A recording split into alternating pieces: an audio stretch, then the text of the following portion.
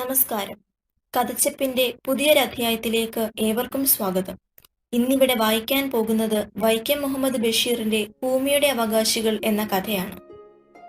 ഭൂഗോളത്തിൽ ചിരിപ്പിടിയോളം ഭാഗത്തിന്റെ ആജീവനാന്ത അവകാശിയായി തീർന്നതോടെ ഭാവി ജീവിതം സുരക്ഷിതമായി എന്നു ദൃഢമായി തന്നെ വിശ്വസിച്ചു.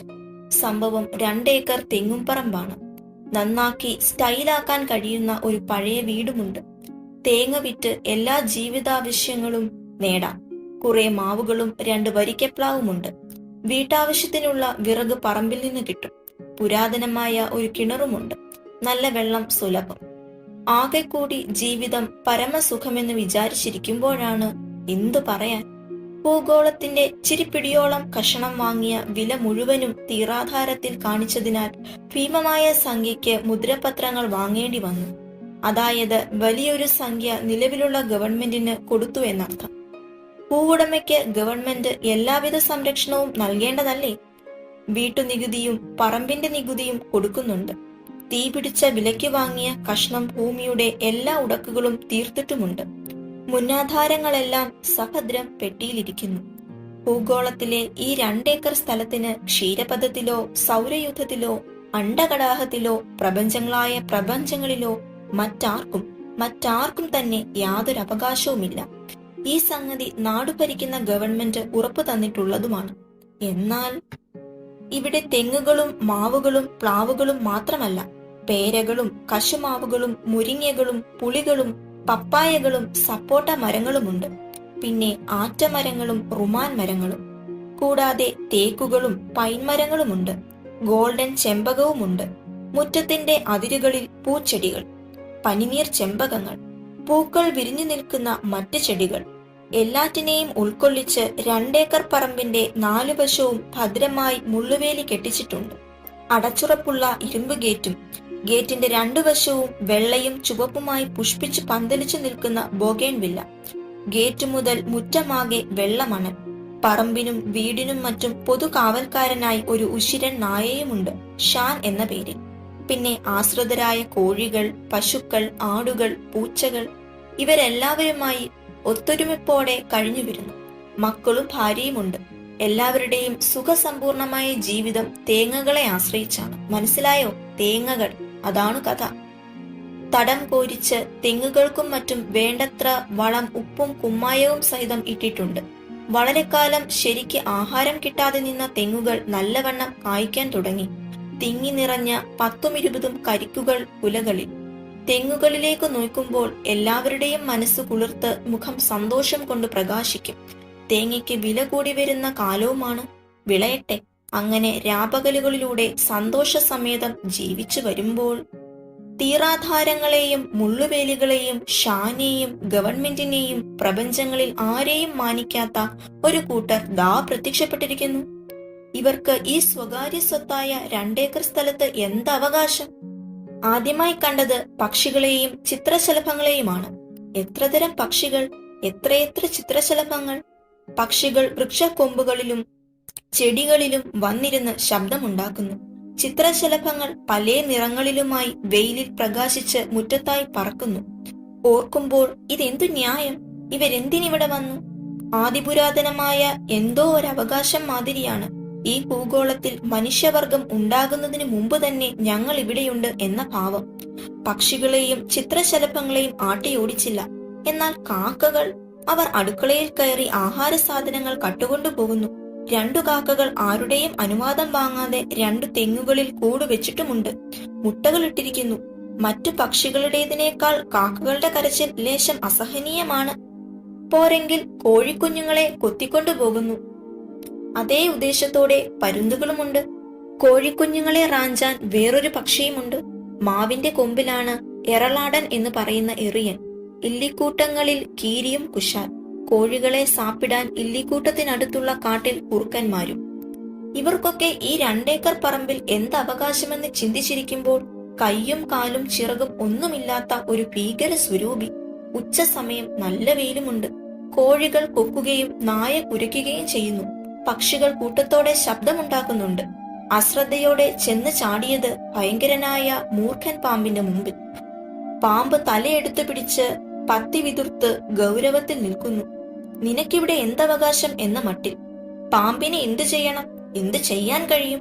വടിയില്ല, ആയുധങ്ങളൊന്നുമില്ല, വെറും കൈ. മനുഷ്യൻ എത്ര ബലഹീനൻ! എന്നാൽ ഭാര്യയെ വിളിച്ച് വടി കൊണ്ടുവരാൻ പറയാം, പാമ്പിനെ അടിച്ചുകൊന്ന് കുഴിച്ചു മൂടാം. ഇത് ശരിയാണോ? പ്രപഞ്ചങ്ങളായ എല്ലാ പ്രപഞ്ചങ്ങളെയും ജീവികളായ എല്ലാ ജീവികളെയും സൃഷ്ടിച്ച ഈശ്വരൻ മനുഷ്യവർഗത്തെ സൃഷ്ടിച്ചതുപോലെ തന്നെ പാമ്പുവർഗത്തെയും സൃഷ്ടിച്ചു. പാമ്പ് ഭൂമിയുടെ അവകാശികളിൽ ഒരാളാണ്. ഇവിടെ സഹവർത്തിത്വമാണ് ആവശ്യം. ഈ തത്വം അംഗീകരിക്കേണ്ടതല്ലേ? പക്ഷേ കൂട്ടായി ജീവിക്കാൻ ഒക്കുമോ? വിഷം കടിച്ചാൽ മരിക്കും. ഹേ സർപ്പമേ, നിനക്കിവിടെ അവകാശമില്ല. എന്റെ സ്വന്തമായ ഈ 2 ഏക്കർ പറമ്പിൽ നിന്ന് നീ ക്ഷണത്തിൽ പോവുക. പക്ഷേ എങ്ങോട്ടു പോകും? അടുത്ത പറമ്പുകളിൽ ചെന്നാൽ ഉടമകൾ ഉപദ്രവിക്കില്ലേ? ഭൂഗോളം തന്നെ ഒട്ടധിക ഭാഗവും കഷ്ണം കഷ്ണമായി ഓരോരുത്തർ, അതായത് മനുഷ്യർ തീറുവാങ്ങി കഴിഞ്ഞിരിക്കുന്നു. അപ്പോൾ പക്ഷിമൃഗാദികൾ എന്തു ചെയ്യും? എവിടെയെങ്കിലും ജീവിക്കട്ടെ, കണ്ടില്ല കേട്ടില്ല എന്ന് വിചാരിക്കാം. പക്ഷേ ദൈവം തമ്പുരാനെ, മരണകാരണമായ വിഷം. ജീവിതത്തിൽ ജാഗ്രത വേണം, നോക്കി നടക്കണം. വെളിച്ചം കൂടാതെ ഇരുട്ടത്ത് നടക്കരുത്. ഉഷാർ. പാമ്പ് കുറെ കഴിഞ്ഞ് വഴക്കവസാനിപ്പിച്ച് ശാന്തത കൈവരിച്ചു. പത്തി ചുരുക്കി പതുക്കെ ഇഴഞ്ഞു തുടങ്ങി. നായ കുരച്ചുകൊണ്ട് പുറകെ. പാമ്പ് വേലിയുടെ പൊഴുതിലൂടെ തോട്ടിലേക്ക് പോയി. ഭാര്യ അടുക്കളയിൽ നിന്ന് പുക കൊണ്ട് ചെമന്ന കണ്ണുകളോടെ ഓടി വന്ന് ചോദിച്ചു, നായ കുരയ്ക്കുകയും കോഴികൾ കൊക്കുകയും പക്ഷികൾ കൂട്ടത്തോടെ ചിലയ്ക്കുകയും ചെയ്യുന്നത് കേട്ടല്ലോ. വല്ല പാമ്പോ ചേരയുമായിരുന്നോ? സഖാവ് മൂർഖൻ. എന്നിട്ട് കൊന്നില്ലേ? ഇല്ല, ഭവതിയെ പോലെ ഈശ്വര സൃഷ്ടി, അതും ജീവിക്കട്ടെ. ഈ ഭൂഗോളത്തിന്റെ അവകാശിയാണ്. അത് കൊള്ളാം. നമ്മുടെ കുട്ടികൾ ഓടി നടക്കുന്ന സ്ഥലമാണ്. നമ്മുടെ പറമ്പിൽ വരുമ്പോൾ അടിച്ചു കൊല്ലണം. കൊല്ലണമെന്ന് വേഗം പറയാം, കൊല്ലുകയും ചെയ്യാം. ജീവൻ കൊടുത്ത് സൃഷ്ടിക്കാൻ ഒക്കുമോ? മനുഷ്യരെയും മറ്റും കടിച്ചു കൊല്ലുന്ന പാമ്പുകളെയും മറ്റും ദൈവം എന്തിനു സൃഷ്ടിച്ചു? ആനകൾ, കടുവ, സിംഹം, കരടി, കാട്ടുപോത്ത്, നീർക്കുതിര, പുലി, ചീങ്കണ്ണി, മുതല, ഒട്ടകം, കുതിര, മനുഷ്യക്കുരങ്ങ്, ചെന്നായ്, തേള്, മലമ്പാമ്പ്, കൊതുക്, മൂട്ട, വാവൽ, കഴുകൻ, മയിൽ, മാൻ, മൈന, പഞ്ചവർണക്കിളി എന്നിങ്ങനെ ഭൂമിയുടെ അവകാശികളായി ഒട്ടേറെ എണ്ണത്തിനെ സൃഷ്ടിച്ചിട്ടുണ്ട്. എന്തിന്? തിമിംഗലം, സ്രാവ്, മത്സ്യങ്ങൾ, നീരാളി എന്നിവരെ എന്തിനു സൃഷ്ടിച്ചു? ഒന്നും അറിഞ്ഞുകൂടാ. ദൈവഹിതം. ഏതായാലും ഒന്നിനെയും കൊല്ലാതെ ജീവിക്കാൻ ശ്രമിക്കണം. നല്ല പുതുമ. വീടിനകം മുഴുവനും എട്ടുകാലികളും പല്ലികളും. ഓന്തും അരണയും കരിന്തേളും അടുക്കളയിൽ കയറി വരുന്നു. വേലി മുഴുവൻ ചിതൽ തിന്നു തീർക്കുന്നു. വീടിനകത്തും ചിതലുണ്ട്. പുസ്തകങ്ങളും വസ്ത്രങ്ങളും ചിതല് തിന്നുന്നു.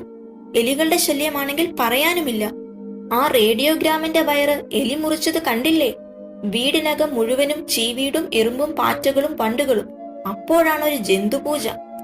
ഞാനൊരു ജന്തുവിനെയും പൂജിക്കുന്നില്ല.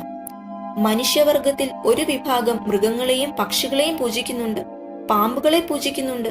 പാമ്പുകൾക്കും ദിവ്യത്വം നൽകി ആരാധിച്ചു വരുന്നു. പാമ്പിന്റെ പുറത്താണത്രേ ഒരു ദൈവം കിടക്കുന്നത്. അത് കടലിലാണ്. വേറൊരു ദൈവത്തിന്റെ കഴുത്തിൽ പാമ്പ് ചുറ്റിക്കിടക്കുന്നു. എലി ഒരു ദൈവത്തിന്റെ ഇഷ്ടവാഹനമാണ്. മത്സ്യം, ചീങ്കണ്ണി, മലമ്പാമ്പ്, കടുവ മുതലായവയെ ആരാധിക്കുന്ന മനുഷ്യവർഗവുമുണ്ട്. ചിലർ ഭൂഗോളത്തെ ദേവതയായി കൽപ്പിക്കുന്നു. അവരുടെ അഭിപ്രായത്തിൽ സൂര്യനും ചന്ദ്രനും ദേവന്മാരാണ്. ഭൂമി പരന്നതായി ചിലർ വിശ്വസിക്കുന്നു. ഭൂഗോളത്തിൽ നിവസിക്കുന്ന മനുഷ്യരുടെ വിശ്വാസങ്ങൾ പലതല്ലേ. ചിലർ ഏകദൈവത്തിൽ വിശ്വസിക്കുന്നു, ചിലർ ബഹുദൈവത്തിൽ, ചിലർ ഒരു ദൈവത്തിലും വിശ്വസിക്കുന്നില്ല. എന്നിട്ട് വഴക്കാണ്, കൊലപാതകം വരെ നടക്കുന്നു, പൊരിഞ്ഞ യുദ്ധങ്ങളും. ഭൂമി ഒരു ഗോളമാണെന്നാണ് വിശ്വാസം. ഈ വിശ്വാസമൊന്നും കാര്യമാക്കാത്തവരുമുണ്ട്. ഗോളമായ ഭൂമി ആലംബമില്ലാതെ അന്തരീക്ഷത്തിൽ നിന്ന് കറങ്ങുന്നു. കുറെ അധികം അകലെ അന്തരീക്ഷത്തിൽ സദാ കത്തിജ്വലിച്ചുകൊണ്ട് നിൽക്കുന്ന സൂര്യന്റെ ഭാഗത്ത് വരുമ്പോൾ ഭൂമിയിൽ പകൽ, മറുവശത്ത് രാത്രി, ഇരുൾ, അനാദിയായ അന്ധകാരം. കാലത്തിന്റെ അന്തമില്ലാത്ത പോക്കിൽ ഒരു നാൾ സൂര്യൻ എന്നേക്കുമായി അണഞ്ഞുപോകും. അതിനു മുമ്പ് തന്നെ ഭൂഗോളം മരിച്ചിട്ടുണ്ടാവും. ചരാചരങ്ങൾ അഖിലവും നശിച്ചിരിക്കും. ഗോളങ്ങൾ തമ്മിൽ കൂട്ടിയിടിച്ച് തകർന്നിട്ടുണ്ടാവും, പൊടിയായി. പണ്ടത്തെ കോസ്മിക് ഡസ്റ്റ്. പിന്നെ അനന്തമായ ഇരുൾ. ഇരുട്ടിനെ ആയിരിക്കാം ദൈവം തമ്പുരാൻ ആദ്യം സൃഷ്ടിച്ചത്. രണ്ടാമതായി വെളിച്ചത്തെ. ചൂടും വെളിച്ചവുമാണല്ലോ കാര്യമായ സംഗതി. ജീവികളെല്ലാം ചൂടിന്റെയും വെളിച്ചത്തിന്റെയും സന്തതികളാണ്. ചിതലും എട്ടുകാലിയും മരങ്ങളും പക്ഷിമൃഗാദികളും ജീവികളും എറുമ്പും പാമ്പും മനുഷ്യരുമെല്ലാം. ഭാര്യ പറഞ്ഞു, വരിക്കപ്ലാവിൽ ചക്ക പഴുത്ത് അണ്ണാനും കാക്കയും തിന്നുന്നു. പേരയ്ക്ക, സപ്പോട്ട, ആറ്റച്ചക്ക, റുമാൻ എല്ലാം പക്ഷികളും വാവലും കൊണ്ടുപോകുന്നു. അതാണല്ലോ രസം. ഒരു താങ്ങുമില്ലാതെ കോടാനുകോടി ഗോളങ്ങളെ നിലനിർത്തിയിരിക്കുന്ന ദൈവം തമ്പുരാൻ ഭൂമിയിൽ ജീവികൾക്കായി എന്തെല്ലാം സൃഷ്ടിച്ചിരിക്കുന്നു. പഴങ്ങൾ, കിഴങ്ങുകൾ, ധാന്യങ്ങൾ, പുല്ല്, പുഷ്പങ്ങൾ, വെള്ളം, വായു, പിന്നെ ചൂടും വെളിച്ചവും. ഭൂമിയിലെ ഉൽപ്പന്നങ്ങളുടെ എല്ലാം അവകാശികളാണ് ജന്തുക്കളും മൃഗങ്ങളും പക്ഷികളും കൃമികീടങ്ങളും വൃക്ഷങ്ങളും ചെടികളും മറ്റും. ഈ പരമാർത്ഥം എപ്പോഴും ഓർക്കുന്നത് നല്ലതാണെന്ന് തോന്നുന്നില്ലേ? ഭാര്യ ചോദിച്ചു. ഒരു കാര്യം പറഞ്ഞാൽ മുഷിയുമോ? ലവലേശം മുഷിയില്ല കാച്ചൻ. എന്നാലേ ഭവാനെ പോലെയുള്ളവർ കല്യാണം കഴിച്ച് വീടും കുടിയും ഭാര്യയും മക്കളുമായി കഴിയാതെ കാട്ടിൽ വല്ല ഗുഹയിലും തുണിയൊന്നുമില്ലാതെ അനങ്ങാതിരുന്ന് തപസ് ചെയ്യുകയായിരുന്നു നല്ലത്. തിന്നാനും കുടിക്കാനും പുറം മാന്തിത്തരാനും നീയുണ്ടെങ്കിൽ ഏതു ഗുഹയിലും ഞാൻ താമസിച്ച് ഘോരഘോരം തപസ് ചെയ്യാം. എന്നാൽ നമുക്ക് നമ്മുടെ വീടായ ഈ ഗുഹ മതി. പക്ഷെ പാമ്പും പഴുതാരയും തേളും അരണയും ഈ ഗുഹയിൽ കടക്കുന്നത് എനിക്കിഷ്ടമല്ല. അതിനെയൊക്കെ അടിച്ചു കൊല്ലണം. നിന്റെ അഭിപ്രായത്തോട് യോജിക്കുന്നവരുടെ പ്രവർത്തനങ്ങൾ ഞാൻ കാണുന്നുണ്ട്. 500 കൊല്ലത്തിനകത്ത് ഈ ഭൂമിയിലുള്ള സർവ്വ ജന്തുക്കളെയും പക്ഷികളെയും മൃഗങ്ങളെയും എല്ലാം മനുഷ്യർ കൊന്നൊടുക്കും. മനുഷ്യൻ മാത്രം ഭൂമിയിൽ അവശേഷിക്കും. എന്നിട്ട് ഒന്നടങ്കം ചാകും. അത് സാരമില്ല, അന്നല്ലേ. ഒന്നെണീറ്റ് വന്ന് ആ പഴുത്ത ചക്ക ഏണി വെച്ച് കയറി ഇങ്ങിട്ടുക. ഞാനും എന്റെ മക്കളും പശുക്കളും തിന്നട്ടെ. പക്ഷികളെ, അണ്ണാനെ ക്ഷമിക്കുക എന്ന് പറഞ്ഞിട്ട് ചക്കയിട്ടു. ഭാര്യയും മക്കളും ഭർത്താവും കുശാലായി തിന്നു. പശുക്കളും. തേൻ പോലുള്ള പഴം. ദൈവം തമ്പുരാന് സ്തുതി. ഭാര്യ പറഞ്ഞു, ചുമ്മാ ഇരുന്ന് കൊതുകിനെയും തേളുകളെയും പാമ്പുകളെയും മറ്റും പറ്റി ചിന്തിക്കാതെ നമ്മുടെ വീടും പറമ്പും ശരിക്ക് നോക്കണം. പക്ഷികളുടെയും കൊതുകിന്റെയും മൂർഖൻ പാമ്പിന്റെയും ഒക്കെ കാര്യം ദൈവം നോക്കിക്കോളും. ഒരു കാര്യം അറിഞ്ഞോ? വീടിന് പുറത്ത് ചുമരിനോട് ചേർന്ന് ചോനലുറുമ്പുകൾ കുഴിച്ചു കുഴിച്ചു പാർത്തു തുടങ്ങിയപ്പോൾ ഞാൻ തീ വെച്ച് നശിപ്പിക്കാൻ തുടങ്ങിയതല്ലേ. അപ്പോൾ എന്നെ വിലക്കി. ആ ഉറുമ്പുകളെല്ലാം ഇപ്പോൾ വീടിനുള്ളിലാണ് താമസം. വീടിന്റെ മോന്തായ മുഴുവനും ചിതല് തിന്നു തീർത്തു. ഉറുമ്പിനെയും ചിതലിനെയും കൊല്ലണം. ഹിംസ എനിക്ക് വയ്യ. നമ്മെ ഉപദ്രവിക്കുന്നവരെ നമ്മളും ഉപദ്രവിക്കണം. അത് വേണ്ട. ദൈവം തമ്പുരാൻ എന്തു പറയും? സ്നേഹത്തോടെ പെരുമാറുക. എനിക്ക് ഈ പ്രപഞ്ചങ്ങളെ എല്ലാം സ്നേഹത്തോടെ ആലിംഗനം ചെയ്യാൻ തോന്നുന്നുണ്ട്. ഞാനും മക്കളുമാണ് പ്രപഞ്ചമെന്ന് വിചാരിച്ചാൽ മതി. മുഷിയരുത്. അത്രയ്ക്ക് ചെറുതാവാൻ വയ്യ. എന്നാലേ അങ്ങ് വലുതായിക്കോ. വലിയ മുട്ടൻ. ഭാര്യ കെറിവിച്ചു. അന്ന് രാത്രി ഒരു സംഭവം ഉണ്ടായി. ചിരിപ്പിടിയോളം ഭയങ്കരം.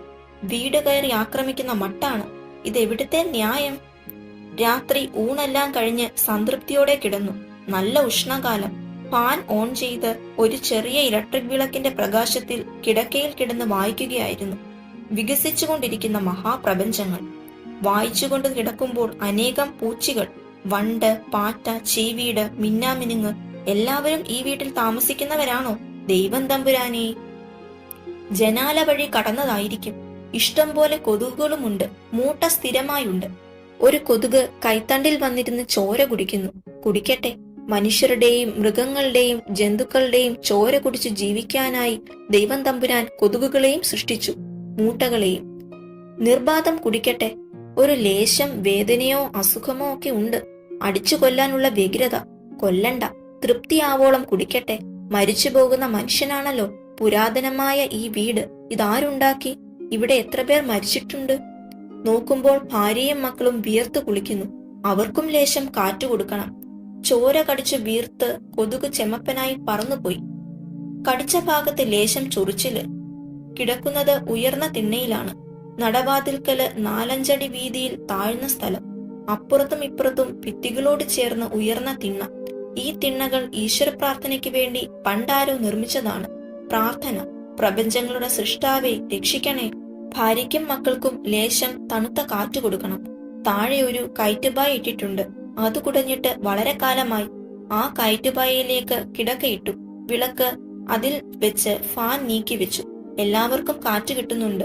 ഫാൻ കറങ്ങുന്ന ശബ്ദം മാത്രമേയുള്ളൂ. കോഴികളെ പിടിക്കാൻ കുറുക്കന്മാർ വരുന്നുണ്ടോ? മരപ്പട്ടി എന്ന പനമെരിവും വരും. നായ കുരയ്ക്കുന്നില്ല. കുറെ സമയം ശ്രദ്ധിച്ചു. ഒന്നുമില്ല.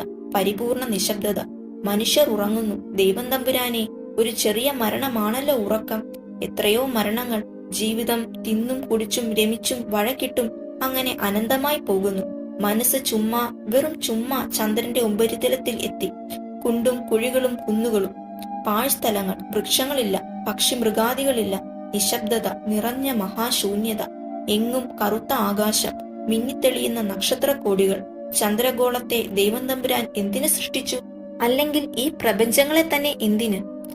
പെട്ടെന്ന് ഒരീച്ച പുസ്തകത്തിന്റെ താളിൽ വന്നിരുന്നു. കടുകുമണി, നീലച്ചിറകുകൾ, എത്ര സുന്ദരമായി സൃഷ്ടിച്ചിരിക്കുന്നു!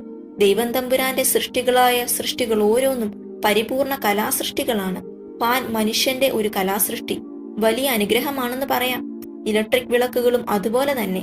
റേഡിയോയും ഉച്ചഭാഷിണിയും രണ്ടും പലപ്പോഴും ഒരു അനുഗ്രഹമല്ല. ടെലിവിഷനോ മനുഷ്യ സൃഷ്ടിയാണല്ലോ, ഗുണവും ദോഷവും. എന്തൊരു നിശബ്ദത! കുറുക്കന്മാരുടെ ഓരി കേൾക്കുന്നില്ല. നിശബ്ദതയിൽ സംഗീതമുണ്ട്. വിളക്കണച്ചു. ആദിമമായ ഇരുട്ട് ക്രമേണ ഉറങ്ങി. പെട്ടെന്നൊരു വേദന, സൂചി തീയിൽ പഴുപ്പിച്ച് കുത്തിക്കയറ്റുന്നത് പോലെ. കൈത്തണ്ടയിൽ മാംസളമായ ഭാഗത്ത് തൊലിയുരിഞ്ഞ പച്ചമാംസത്തിൽ തണുത്ത കാറ്റ് കൊള്ളുന്നതുപോലെ. പുകച്ചിൽ, നീറ്റൽ. കണ്ണുകൾ തുറന്നു. ഇരുട്ടിൽ തപ്പി ലൈറ്റിട്ട് ഭാര്യയെ വിളിച്ചു. ഭാര്യ ഉണർന്നു. കൈത്തണ്ടയിൽ എന്തോ വേദന പോലെ. ഭാര്യ നോക്കി. എന്തോ കുത്തിയതാണ്. സൂചി കയറ്റിയ മാതിരി ചുവന്ന 2 പാടുകളുണ്ട്. എണീറ്റ് ഭാര്യ തലയണയും കിടക്കയും പൊക്കി നോക്കി. കയറ്റുപായയുടെ തുമ്പും. ദൈവമേ, ഒരു വലിയ പഴുതാര!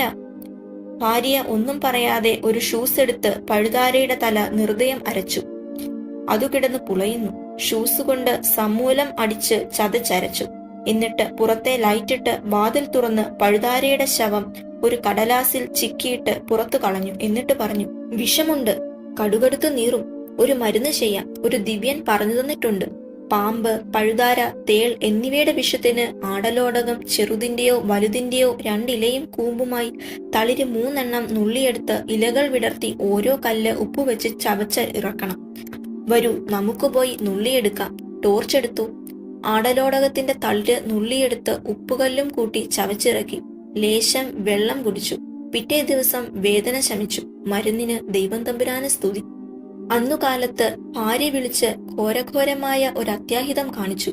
10-30 കരിക്കുകൾ വീണുകിടക്കുന്നു. നീളത്തിൽ തുരന്നിട്ടുണ്ട്. എലി കുത്തിയിട്ടതായിരിക്കും. എലിവിഷം വാങ്ങിച്ചുകൊണ്ട് വരണം. ചോറിലോ പഴത്തിലോ വിഷം വെച്ച് കുറെ എലികളെ കൊല്ലാം. ശരിയാണോ? എലികളെ ദൈവം തമ്പുരാൻ സൃഷ്ടിച്ചതാണ്, മനുഷ്യരെ പോലെ തന്നെ. ഭൂമിയിലെ ഉൽപ്പന്നങ്ങൾക്ക് എലികൾക്കും ഉണ്ടല്ലോ അവകാശം. പിറ്റേ ദിവസം ഘോരഘോരമായി തന്നെ കരിക്കുകൾ വീണു. എലിവിഷത്തിന്റെ കാര്യം ഓർമ്മിപ്പിച്ചിട്ട് ഭാര്യ വീടാകെ തൂത്തടിച്ചു വാരി വൃത്തിയാക്കിയിട്ട് പറഞ്ഞു, 200 എട്ടുകാലി, 50 പാറ്റ, 30 ചീവീട്, 5 തേൾ, 4 പഴുതാര, 7 വണ്ട്, 2000 എറുമ്പുകൾ, 500 ചിതലുകൾ. അതിനെയൊക്കെ കശ്മലേ നീ എന്തു ചെയ്തു? കൊന്നു. ഭൂമിയുടെ അവകാശികൾ. തേങ്ങാക്കൊല. പഴുതാര കുത്തിയ ദിവ്യമായ വേദന മറന്നോ? ഓർമ്മയിലുണ്ട്. എന്നാൽ വളരെ വളരെ അത്യാവശ്യമായി തന്നെ എലിവിഷം വേണം. കൊടും കൊലപാതകത്തിന് കൂട്ടുനിൽക്കണം, സഹായിക്കണം. ഒന്നും പറഞ്ഞില്ല. ഭാര്യ ചോദിച്ചു, ദിവസത്തിൽ 30 കരിക്ക് വെച്ച് മാസത്തിൽ എത്ര കരിക്ക്? 10,900 വരും. അത്രയും തേങ്ങയാണ് നശിക്കുന്നത്. തിരിഞ്ഞോ? 900 തേങ്ങ. നമുക്ക് ആഹാരം കഴിക്കാനുള്ള കാശ്. വീടിന്റെ മേൽക്കൂര മുഴുവൻ ചിതല് തിന്ന് നശിപ്പിക്കുകയാണെന്നറിയാമല്ലോ. ഓടിറക്കി പട്ടിക തറച്ച് ഓടിടണ്ടേ? തേങ്ങ വിറ്റ് അത് ചെയ്യാമെന്നല്ലേ പറഞ്ഞിരുന്നത്? ഈ പോക്കിന് വിൽക്കാൻ തേങ്ങ ഉണ്ടാകുകയില്ലേ? തന്നെയുമല്ല, നമ്മൾ പട്ടിണി കിടക്കേണ്ടി വരും. ഒന്നടങ്കം മരിക്കും. ചിന്തിക്കുന്നുണ്ടോ? ഒന്നുകിൽ എലികൾ ജീവിക്കണം, അല്ലെങ്കിൽ നമ്മൾ. ഒന്ന് ആലോചിച്ചു നോക്കൂ. ദൈവം തമ്പുരാനെ, മനുഷ്യന് ജീവിക്കാൻ വേണ്ടി എലികളെ നശിപ്പിക്കണമല്ലോ. മറ്റൊന്നിനെ നശിപ്പിക്കാതെ മനുഷ്യന് ജീവിക്കാൻ വല്ല വഴിയുമുണ്ടോ? ദൈവം തമ്പുരാൻ ഒരുപാട് രോഗാണുക്കളെയും സൃഷ്ടിച്ചിട്ടുണ്ട്. മരുന്നുകൾ മുഖേന അതിനെയൊക്കെ കൊന്നൊടുക്കുന്നു. ഇത് ന്യായമാണോ?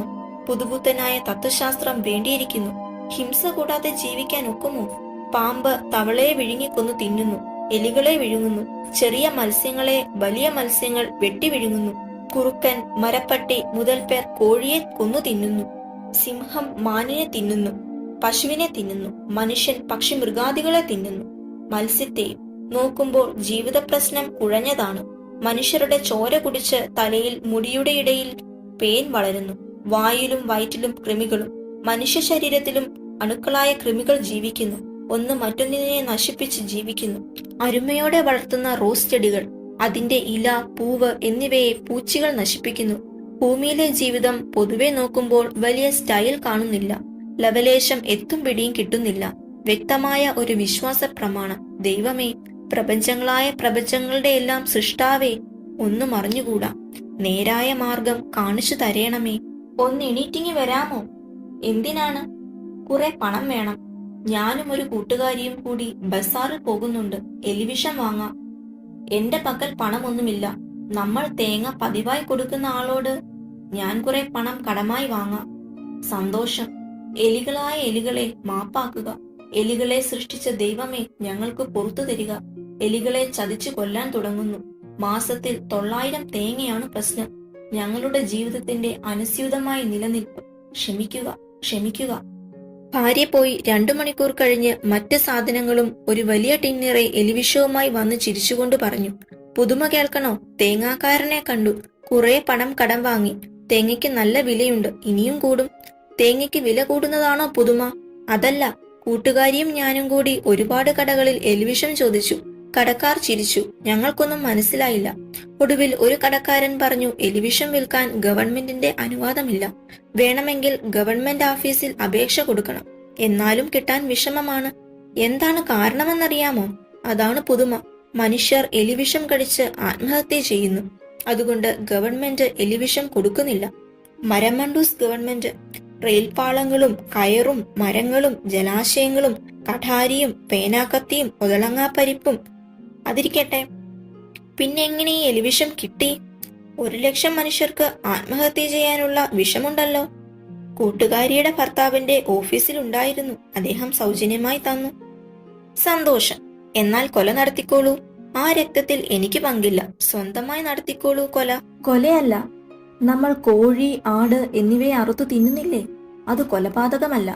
ദൈവനാമത്തിൽ അറുക്കുന്നു, നമുക്ക് ഭക്ഷിക്കാൻ. ഇപ്പോൾ എലികൾക്ക് വിഷം കൊടുത്ത് കൊല്ലുന്നത് മനുഷ്യരായ നമ്മൾക്ക് ജീവിക്കാൻ.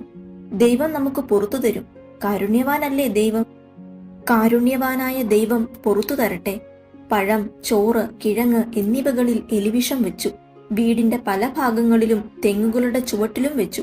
4-5 ദിവസം കൊണ്ട് 5 കോഴികൾ, 12 അണ്ണാൻ, 10-200 എലികൾ, ഒരു പൂച്ച എന്നിവ കാലയവനികയ്ക്കുള്ളിൽ മറഞ്ഞു. മരണം വിലസുകയാണ്. വീടിന്റെ മേൽക്കൂരയിൽ പല ഭാഗങ്ങളിലും കിടന്ന് എലികൾ ചത്തുചീഞ്ഞു. നാറ്റം വീടാകെ പരന്നു. അപ്പോഴും കരിക്കുകൾ വീഴുന്നുണ്ടായിരുന്നു. 10-15 ദിവസം അങ്ങനെ പോയി. തെങ്ങുകയറ്റക്കാർ പറഞ്ഞു, കൂമൻ കുത്തുന്നതാണ് പഴയ മുദ്രാവാക്യം. അവരതാ അവരുടെ അച്ഛന്മാരിൽ നിന്ന് കേട്ടതാണ്. കൂമൻ എന്ന് പറയുന്ന മൂങ്ങയുടെ ചുണ്ടുകൾ വളഞ്ഞതാണ്, ചെറുതാണ്. പിന്നെ മൂങ്ങ സസ്യപ്പുക്കല്ല. ഒടുവിൽ 1-2 മാസം കഴിഞ്ഞപ്പോൾ കരിക്കുതീറ്റക്കാരെ പിടികിട്ടി. വാവൽ, വാവൽ, കടവാതിലുകൾ എന്നെല്ലാം പേരുണ്ട്. സന്ധ്യയാകുമ്പോൾ വലിയ കടവാതിലുകൾ കൂട്ടത്തോടെ പറന്നുവന്ന് കരിക്കും കുലയിൽ പറ്റിപ്പിടിച്ച് നീളത്തിൽ തുരന്ന് വെള്ളം കുടിക്കുന്നു. കാമ്പ് തിന്ന് തൃപ്തിയോടെ ദൈവം തമ്പുരാനു നന്ദി പറഞ്ഞ് പറന്നു പോകുന്നു. എന്തു ചെയ്യും? കെട്ടുകെട്ടായി തുടലിമുള്ളുകൾ കൊണ്ടുവന്ന് കരിക്കും കുലകൾ പൊതിഞ്ഞു. പടക്കം പൊട്ടിച്ചു. പാട്ട കൊട്ടി. പൊട്ടിച്ച മുളകൾ കൊണ്ട് പടയെ പടയെന്ന് ശബ്ദമുണ്ടാക്കി. വിളക്കുകൾ വെച്ചു. തെങ്ങുകളുടെ മുകളിൽ ആൾരൂപമുണ്ടാക്കി ഷർട്ടിടിയിച്ചു വെച്ചു. കല്ലെടുത്തെറിഞ്ഞു. ബഹളം വെച്ച് കൂകി. ഒരു ഫലവുമില്ല. തേങ്ങ വിറ്റുകിട്ടുന്ന കാശുകൊണ്ട് അരിയും മറ്റും വാങ്ങിത്തിന്ന് ജീവിക്കേണ്ട വീട്ടുകാർ ഉറങ്ങുമ്പോൾ വാവലുകൾ വന്ന് കരിക്കു കുടിച്ചിട്ട് പോകും. ഭാര്യയും മക്കളും വീണുകിടക്കുന്ന കരിക്കുകൾ പെറുക്കി കൂമ്പാരം കൂട്ടി. കരിക്കുകളുടെ ഒരു ചെറിയ കുന്ന്, നശിച്ചുപോയ തേങ്ങകളുടെ മഹാകൂമ്പാരം. ഇങ്ങനെ പോയാലോ കുടുംബം പട്ടിണിയാകും. ഒടുവിൽ വാവലുകളെ വെടിവെച്ചു കൊല്ലുക എന്ന തീരുമാനത്തിലെത്തി. ഐഡിയ സുന്ദരൻ. ഭാര്യ പറഞ്ഞു, നമുക്കൊരു തോക്ക് വാങ്ങാം. വാവലുകളെ വെടിവെച്ചു കൊല്ലാം, കുറുക്കനെയും പനമെരുകിനെയും. തോക്ക് പാപത്തിന്റെ പ്രതിരൂപമാണ്. മനുഷ്യൻ തോക്ക് കണ്ടുപിടിച്ചത് വലിയ തെറ്റായിപ്പോയി. പാപത്തിന്റെ സന്താനമാകുന്നു തോക്ക്. വെടിവെക്കാൻ ഞാനില്ല. ഭാര്യ പറഞ്ഞു, ഞാൻ പഠിക്കാം. എന്റെ അമ്മാവന്റെ മകന്റെ പക്കൽ ഒരു ഭയങ്കരൻ തോക്കുണ്ട്. വെടി പൊട്ടിയാൽ കുട പോലെ ഉണ്ടകൾ ചിതറും. ഒറ്റ വെടിക്ക് 50 വാവലെങ്കിലും ചാകും. ഭാര്യ ഓർമ്മിപ്പിച്ചു, അതുകൊള്ളാം, നമുക്ക് തോക്ക് വാങ്ങണ്ട.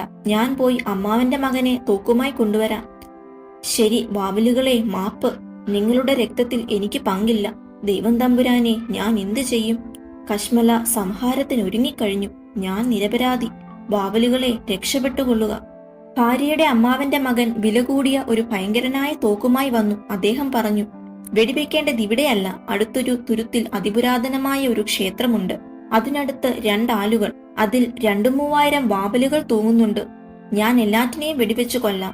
ഒരു ദിവസം കൊണ്ടല്ലെങ്കിൽ 2-3 ദിവസം കൊണ്ട് മുഴുവനും ചാകും. ഒരു 10 മൈൽ ചുറ്റളവിൽ ദിവസവും 2-3000 കരിക്കുകൾ നശിക്കുന്നുണ്ട്. 2-3000 തേങ്ങകൾ ദിവസവും നശിക്കുന്നു. 3000 കടവാതിലുകളെ കശാപ്പ് ചെയ്യുന്ന സുന്ദരൻ കാഴ്ച കാണാൻ വരുന്നോ? അതു കാണാൻ ഭാര്യയും കൂട്ടുകാരിയും തയ്യാറായി. അവർ 3 പേരും കൂടി ചായ കഴിച്ചു. വാവൽ മഹാവധത്തിന് പോയി. ഭർത്താവ് പ്രാർത്ഥിച്ചു, വാവലുകളെ രക്ഷപ്പെട്ടുകൊള്ളുക. അത്ഭുതം തന്നെ, വാവലുകൾ രക്ഷപ്പെട്ടു. ഭാര്യയും കൂട്ടുകാരിയും തോക്കുകാരനും ഇളിപ്യരായി നിരാശരായി ഭയന്നു മടങ്ങി. ഭാര്യ പറഞ്ഞു, ഞങ്ങൾ ഒരു കണക്കിൽ ജീവനോടെ രക്ഷപ്പെട്ടു. ക്ഷേത്രത്തിനു ചുറ്റും കുറെ വീട്ടുകാരുണ്ട്.